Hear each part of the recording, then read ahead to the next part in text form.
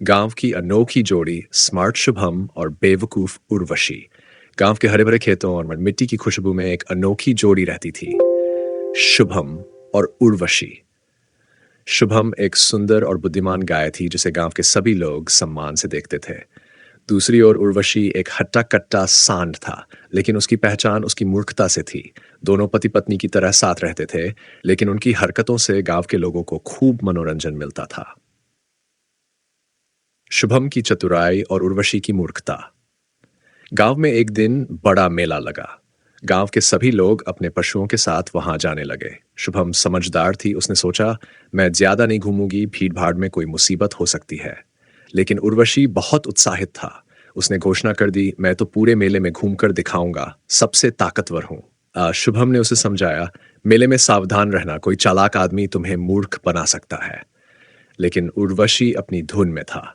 उसने कहा, मैं इतना ताकतवर हूं, मुझे कौन मूर्ख बना सकता है। उर्वशी की बेवकूफी का अंजाम। मेले में पहुंचते ही उर्वशी का ध्यान गन्ने के रस की दुकान पर गया। उसने सोचा, अगर मैं जोर से हाँकूंगा तो दुकानदार डर कर मुझे मुफ्त में गन्ना दे देगा। जैसे ही वह दुकान के पास पहुंचा, उसने जोर से हाँक मारी, हम्बा, मुझे गन्ना दो नहीं तो तुम्हारी दुकान गिरा दूंगा। दुकानदार बहुत चालाक था। उसने मुस्कुराते हुए कहा, अरे वाह, तुम तो बड़े बहादुर हो। अच्छा, अगर तुम इस लाल कपड़े के पीछे दौड़ सकते हो तो मैं तुम्हें गन्ना फ्री में दूंगा। उर्वशी खुशी से मान गया। दुकानदार ने एक लड़के को लाल कपड़ा पकड़ाकर दौड़ने को कहा। उर्वशी भी पूरे जोश में पीछे भागने लगा। लड़का इधर उधर दौड़ता रहा और उर्वशी उसके पीछे पीछे। इस दौड़ में उर्वशी ने कई दुकानों के ठेले गिरा दिए। लोगों की चप्पलें कुचल दी और खुद भी कीचड़ में गिर गया। गांव के लोग हंसी से लोटपोट हो गए। शुभम का बचाव और उर्वशी की सीख। शुभम ने देखा कि उर्वशी कीचड़ में गिरा पड़ा है और लोग हंस रहे हैं।